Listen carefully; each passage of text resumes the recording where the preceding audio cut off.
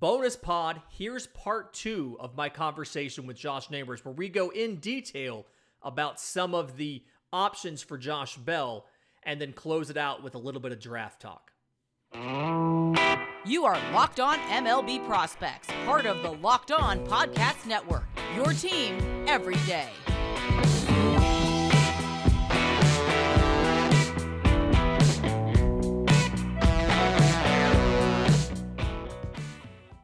The best Washington National this season is on the block. His name is Josh Bell. I am Josh Neighbors of Locked On Nationals. This is Lindsey Crosby, also of Locked On MLB Prospects. It is a crossover. We're going to be discussing the trade value of one Josh Bell. And Lindsey, it's shocking to think this, but Josh Bell has been the best Washington National from pillar to post this year. There are so many things to like about him, but I guess, let's start this conversation here. The Nationals had a chance to maybe give him a deal this offseason because he had a really nice 2021, I thought. A rough start, but he ends up hitting 261, 347, 476 slash line, 823 OPS, 125 OPS plus. For those who don't know, I believe 100 is the normal kind of major league average. He hit 27 home runs and drove in 88 overall last year. And so let's start there. I thought that warranted an extension. And I thought for the Nationals, it's one of those things where it's like, you know what? You can trade him at some point, maybe. But also it's just nice to have a guy around who's a vet. He's just there. Like, you don't have to worry about first base every single day. It's taken care of. And for a team that has to worry about a whole lot of positions every day, because there's not a whole lot of continuity right now, not a whole lot of, yes, we know it's happening there, kind of just something nice to have. But they didn't do it. You had an opportunity, and you think that it wouldn't have been that expensive, right? So he's in second year of arbitration. He was on a $6 million deal last year. I think it's $6.3 million. And so the thought process is you buy out his final year of arbitration, you buy out 2 or 3 free agent years. That gets you to age 32. That gives you time for a prospect to finish developing and come up. Or if you end up liking him and you think his profile ages well, you can re-sign him a little bit later. But instead, 1 year, $10 million contract in arbitration. And what he's doing now is he's making a case for the All-Star game. Yeah, I mean, first base is a very difficult position, especially if you look in that National League this year. I mean, think about the guys who are there. Paul Goldschmidt, pretty clear, I'd say, front runner right now for National League MVP. Alonso. Pete Alonso's had a great season. CJ Cron has had a really good year. Freddie Freeman gets out of bed and hits 300. I mean, that's what this guy does. Eric Hosmer's had a really nice year. Matt Olson, obviously, for the Braves, and then Rowdy Tellez, a different kind of player, I guess, for the Brewers. But like the National League is really stacked at that first base position. But Josh Bell, I know he's not going to get the respect in the All-Star voting. Obviously, Goldie is the guy you're going to go with, but he has been phenomenal. I'd put Bell number 4.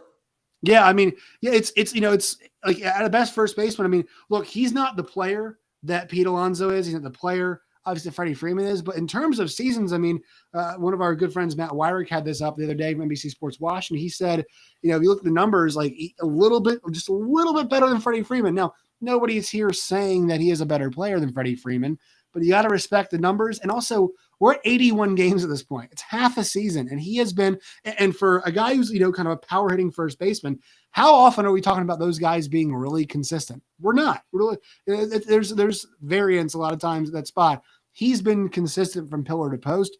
I think consistency, number one, is something that's going to help raise his trade value. Yeah, he actually leads the major leagues. He's played in all 81 games this season. I believe he's actually started all 81 games. Yes. And yeah, I mean, 318, 399, 514 is your slash line. OPS plus of 163, whereas the MLB average is 100. You adjust that up a little bit for your first baseman as an offensive first position, but still, I mean, 163. He's been a top 5 National League first baseman, and he's doing it on an expiring contract. And he's doing it underrated. He's doing it with a new baby at home. And I think there's something to be said about the players when their performance drops when they have a new baby at home. So shout out Josh Bell for making it happen with a crying baby at home every night. But it's just something where to do this, to have to be on pace to beat last year's RBI number on a team that is objectively not as talented as last year's team tells you he's taken his hitting to another level. On base percentage, 50 points better. Slugging percentage, 40 points better. Batting average, close to 50 points better. And like you said, 81 game sample size. We're halfway in. These metrics have stabilized. This is not BABIP luck. This is not a hot streak. This is Josh Bell. Josh Bell has turned a corner, and this is who he is as a player. And you kind of wish you had locked him up before this happened. Yeah, I mean, he's been fantastic. And, it's really funny for a guy they call Tinkerbell because of how often he has adjusted and changed his swing. Stability is not normally what you think, but it seems like he's actually found it and he stayed with it. And another thing I want to bring up here, Lindsay, is this. The splits against righties and lefties. This year, he's hitting 292 with a 371 OBP and a 500 slugging percentage and 871 OPS against lefties. Now, it's not as good against not as good as he is against righties, but still, that's awesome. Those are awesome numbers against lefties. You go against the righties, he's even better. 333 batting average, a 416 on base, a 522 slugging, and a 937 OPS, 7 homers, 27 RB. Now, I will say the homers actually pretty even from both sides of the plate, and his home run numbers are a little bit down. He's only on pace for about 24 this year. We'll see there, but still, 27 RBIs against the lefties, 27 against the righties, 20 against lefties. But this is a point I want to ask you about. How much value does the switch hitting bring? Because this is a guy that, no matter who is pitching now, you've got no problem with him out there unless it's a guy who owns him. But he's killing everybody right now. He's really making everybody pay. He's not discriminating. And that's something I really think is, obviously switch hitters, you expected a bit more. This is a little bit different. He's consistent from both sides of the plate. He is well above average from both sides of the plate. And I think that, to me, might be the most pivotal piece of where his value lies. Yeah. When you look at the trade deadline and you're going out and you're trying to figure out who can we bring in to our team that gives us the edge and pushes us over the top, you're looking for little things like we can force them to burn a specific reliever late in the game by having Josh Bell come up to bat third in the inning. His averages better against righties. His counting stats better against lefties. He's got 124 plate appearances against lefties, 216 against righties. Yet the home run numbers are almost even. The RBIs are almost even. So it becomes a situation for an opposing manager. You go from how am I going to get him out to how am I going to let him hurt me? And that subtle change right there as a team who's been to the World Series somewhat recently for both of us, that can be the difference in winning or losing a game and a series and a championship. And so something like that is going to give you a premium when it comes to the trade deadline over a guy that is a right-handed bat that can't hit a lefty that you'll have to platoon or pinch hit for him late in a game, especially with the small benches you carry in the postseason. So dramatically increases his value, and a guy that I genuinely think is going to get one of the better returns on the trade market this year. All right, quick word from our sponsors, then we'll go that direction, talk about where he could end up going. But once again, our sponsors. Today's show is brought to you by our friends at Blue Nile and BlueNile.com. If you guys want that special piece of jewelry for that special somebody, look no further than Blue Nile and BlueNile.com. Whether it's a tennis bracelet, necklace, ring, make that moment sparkle with Blue Nile. Go there today. BlueNile.com. Locked On listeners get a special deal. You get $50 off a purchase of $500 or more. This is a podcast exclusive. Use the code Locked On. That's LOCKEDON Locked On. That's code Locked On. Plus, every order is insured. It ships free and arrives in a discreet package that won't give away what's inside. Shop stress-free and find your forever peace at BlueNile.com today. Also, once again, that discreet packaging, that's great stuff. You want to show up, make sure nobody knows what it is. They won't. So BlueNile.com today, promo code Locked On.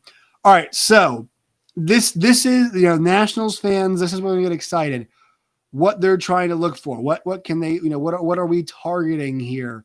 And nationally, I just mentioned this, like there's actually not a whole lot of teams in the National League that desperately need that first baseman, right? You think about think about who the playoff teams are right now. All right. The Padres do not need one with Eric Hosmer. The Dodgers do not need one with Freddie Freeman. The Cardinals do not need one with Paul Goldschmidt. The Brewers do not need one with Rowdy Tellez. The Mets do not need one with Pete Alonso. The Braves do not need one with Matt Olson. So really, it feels like, Lindsay, we're going to begin looking at the American League. That is where you might see these teams, need somebody at that position, because you think about the teams that are trying to compete. I mean, and one that we've mentioned up top, Minnesota could really use a guy like a Josh Bell for his versatility. Obviously can DH and play first base too. So I think, is that where you want to start? We're going to start with the Twins, or do you start with the Blue Jays? Start with the Twins. All right, let's go ahead and do that. Yeah, let's hear it. And so the thing here for me is they have Luis Arias, been very good, but I feel like defensively he's being wasted a bit at first. He can play third, he can play left, and then the big thing here is by bringing in Josh Bell, it gives you some more lefty-righty balance to the lineup. Josh Bell would give you 3 of 9 hitters in the Minnesota lineup that would be lefties. So when I'm looking at these trades, the comps that I have, let's go back to last year. Anthony Rizzo gets moved to the Yankees, and then Nelson Cruz moves from the Twins to the Rays. And both of them, you get back 1 or 2 top 10 prospects, and one of them is probably close to MLB ready. For the Nelson Cruz trade, that was Joe Ryan, MLB player right there, went up and started playing right away. So for the Twins, I'm looking at a guy like right-hand pitcher Simeon Woods Richardson. We mentioned last show, you're looking for pitching. You want a younger pitcher, and ideally, because you're not an expiring deal, and like you said, smaller market because a lot of teams are set at first base, you're not going to get a top 100 prospect. But you can get a top 10 prospect for the system. Simeon Woods is a number 7 overall prospect for the Twins, 21 years old. And I think what he does is he raises the floor for this team because he profiles well as a number 4, number 5 starter, possibly middle inning relief. But the thought process is he just has to do a little bit of work, maybe improve the fastball a bit, and he could be a number 4 starter for you. He's a guy that's in Double-A right now, 2-3, 3.40 ERA in 11 games. 19 walks to 53 strikeouts in 53 innings. So, 9 strikeouts per 9 innings kind of tells you number 4, number 5, but he can put up innings. He can give you a base level of competency. And because he's already in Double-A and he's there for the second time, he spent a little bit of time there last year. He's a guy that can be contributing at the MLB level by the end of 2023. So he fits the window. Yeah, and so I think it's interesting because to me, when I always thought about these trades, it's weird. Like, is he a rental or is he a player that you now have the opportunity to re-sign, right? Now, I guess that might be a bit more NBA brain of me because it's not something, we don't see it all the time in baseball. Typically, you want to take advantage of the control that's left, and obviously he's got none of them. He's going to be a free agent. But I think he's a player that if it goes somewhere and works out, like I don't believe his next contract is going to be astronomically high. I think he's a really good player, but I actually still think he'll probably, like, I feel like at the end of the day, he may get a contract. I'm like, I'm not sure he's going to be making enough money. Now we'll see. But I think actually Josh Bell might have some value as a player who you could re-sign. So like the pitching depth, maybe I would say this, maybe snag me a position player from lower down as well. Just give me a little extra something there, but you're on the right track with definitely, throw in piece, but you're definitely on the right track with the pitcher. Let's go to the next one here, Lindsay. Okay. Before we do that, go ahead. Yeah. Quick thought. If you're a team like the Twins and Josh Bell is as good as he has pitched as he has played all year, and you think he's an amazing guy, obviously you tried to re-sign him, but if you can't re-sign him, give him a qualifying offer.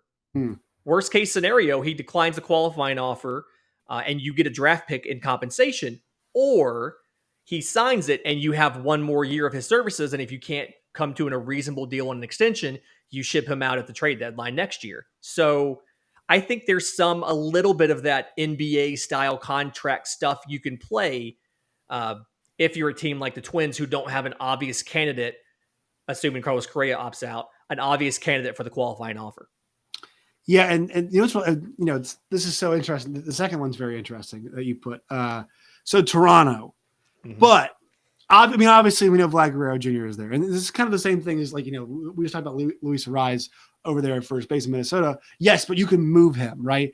So Josh Bell would go in, and this is so Nelson Cruz we talked about before. Like I would hesitate with Nelson Cruz for him to be my DH because. Am I maximizing that DH spot with Nelson Cruz? I don't know. I feel like if Josh Bell is a DH, that is maximizing that DH spot, right? Because he's hitting whoever's out there, and also I'm taking away the defense part. He's not very good at defense. I'll be honest. It's not an enjoyable watch over there at first base watching Josh Bell. No disrespect, love Josh Bell, but not great to watch. Just Josh Bell focusing on the hitting. Kind of like this. So at first I was like, where's he going here? But thought about it, kind of love this idea. Yeah, and it's something where the Toronto doesn't have a ton of lefties in the lineup. I mean, on a given day, they start one lefty, Raimel Tapia in left field. And for DH, what they tend to do is they just rotate the DH between different positions. So we're recording this on July 5th. The DH tonight is catcher Alejandro Kirk. Right. Bo Bichette was the DH last week against the Rays. It's something where they don't have a set player to take that. And then obviously Vlad Guerrero plays every single day. They rotate him through there. He DHs once a week. But if you were for some reason to lose Vlad Guerrero, he is the number 3 hitter. He is the thing that this entire offense revolves around. Josh Bell gives you a little bit of insurance if you have a short-term absence from a Vlad Guerrero. So the player that I'm looking at moving over to Washington is Otto Lopez. I've got him listed on our sheet as a shortstop, second baseman, outfielder. He was an international free agent in 2016 out of the Dominican. But I think that at worst, he's a bat-first utility guy. He can play center field for you. He can play anywhere up the middle of the diamond. But he has good offensive bona fides. He won 2 minor league batting titles, 2019 in low A, 2021 in double A. I think the only thing stopping him from being a full-time starter at the big league level is just a question about how his power is going to develop. He hits too many ground balls, doesn't really have a great launch angle, but a guy that gives you flexibility to play him different places while you figure out which prospects are ready to take over at different positions. Gives you a lot of utility and versatility, and then just a reliable offensive threat that can play towards the top of the lineup. So I like this one for both ways because the Nationals desperately need just guys who can play, guys who we think can play.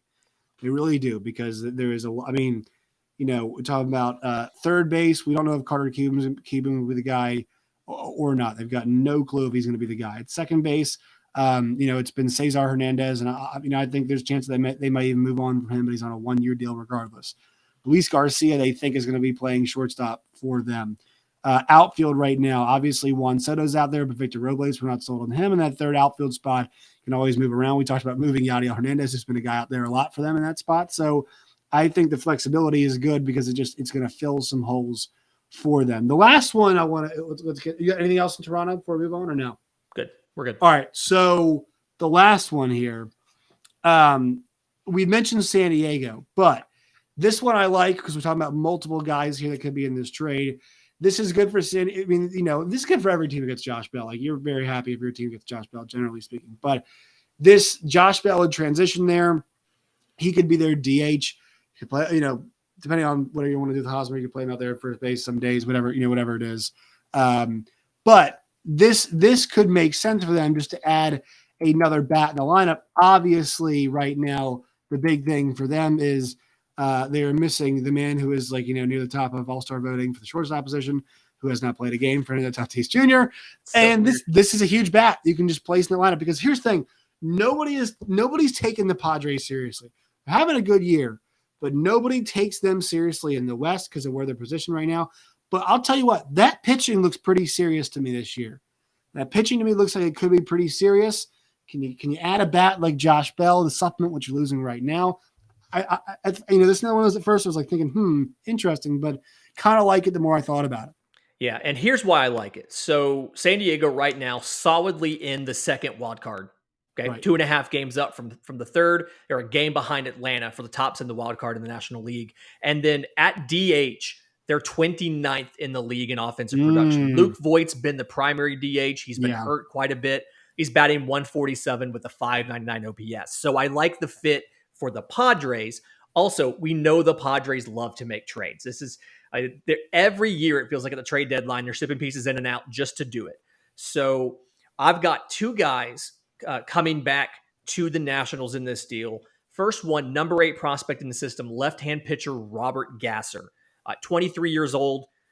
He's in high A right now, which is a little bit low for a 23-year-old, but he's a guy that doesn't have overwhelming stuff, right? The velo's not amazing. When he pushes it, he's hitting 95 from a lefty. That's good. The slider's above average. It's a sharp slider.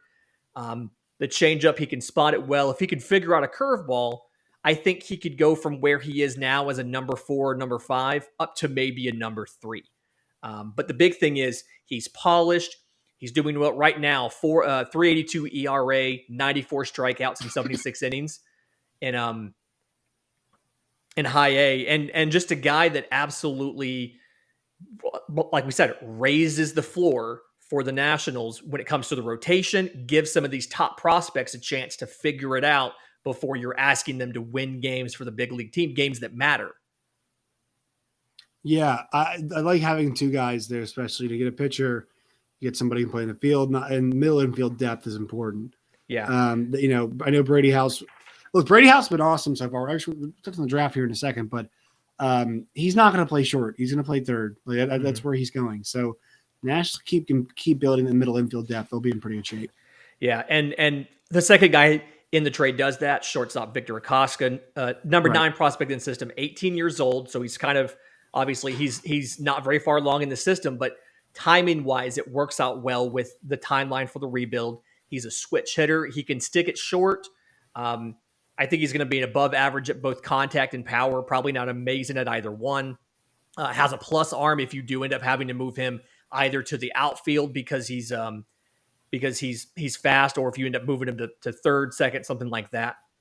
And just a guy with a lot of potential, but an extra piece, like you said, to kind of go up the middle and give you some additional options as Brady House and things like that figure out naturally where they're going to sort and where they're going to be. All right, one more word from our sponsors on today's show, then we'll talk a little about the MLB draft. Today's show is brought to you by BetOnline and BetOnline.net. Go to BetOnline today.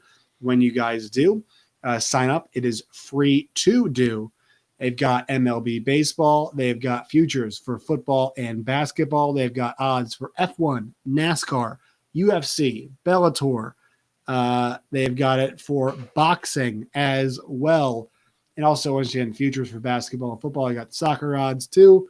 I bet a little MLS action. You can go do that at BetOnline and BetOnline.net. BetOnline, it is where the game starts. All right, so you mentioned the draft, and we're going to wrap up with that. Draft is coming up here. The Nationals have 5, 45, and 84 in their total the draft picks.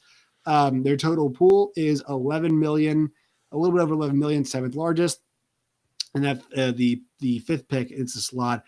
The slot value is $6,494,300. And you mentioned right here, you have them drafting catcher Kevin Parada, and you mentioned, hey, look, they've got Keibert Ruiz, but this depth stuff seems to always work itself out.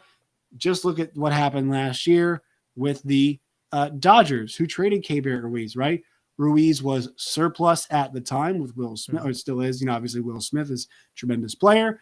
And they go and get Max Scherzer, and they go and get Trey Turner with the catcher, Keibert Ruiz, being part of the deal. So it's such a premium position. I think that's the rub here, right, Lindsay, is that it's such a good position and you're drafting one of the best that you can.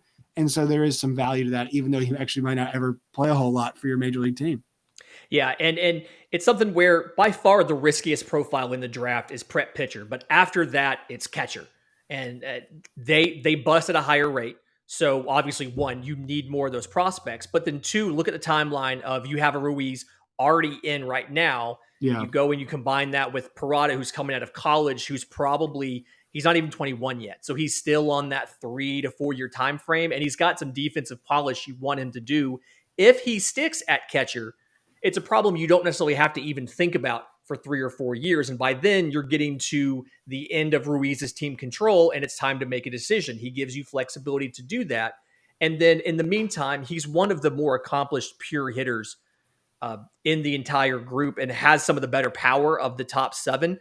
So the good thing about picking at 5 is there's a clear top 7 in this draft with third baseman Cam Collier, Kevin Parada, some prep players, Elijah Green, Tamar Johnson, Jackson Holiday, Drew Jones, and then the shortstop Brooks Lee from Cal Poly. It's a clear top 7. So you get one of those top premium talents. And it's not just me. A lot of the draft folks, the prospect folks, they see like how much work Washington's done on Kevin Parada as far as bringing him in, talking to his team, going scouting him in person, and so. To me, it's something where, yes, you double up on top prospects there, but one, position isn't as important in the first round. 2, it's a position that's likely to bust at a higher rate than a lot of others. And 3, you've had success taking catchers and moving them somewhere else. His name was Bryce Harper. Right. And so go for the best talent that you can get at 5. Somebody who's signable, who has good power, has good contact ability, and figure out what to do with them down the road if that problem even comes up.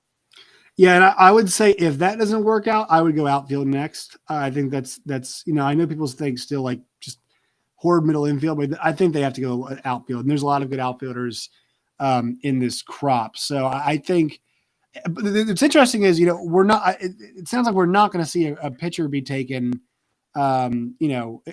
The top 10, maybe. I mean, Lindsay, is there a chance we're not going to see a pitcher in the top 10? There's absolutely a chance. That's something. So since the draft's been around in 1965, that's never happened. The closest we came was in 2019. Nick Lodolo was 7th overall out of TCU to the Reds. And that's the only time that that was the closest we've come to never having a pitcher in the top 10. But you have a situation where so many top college pitchers have been hurt.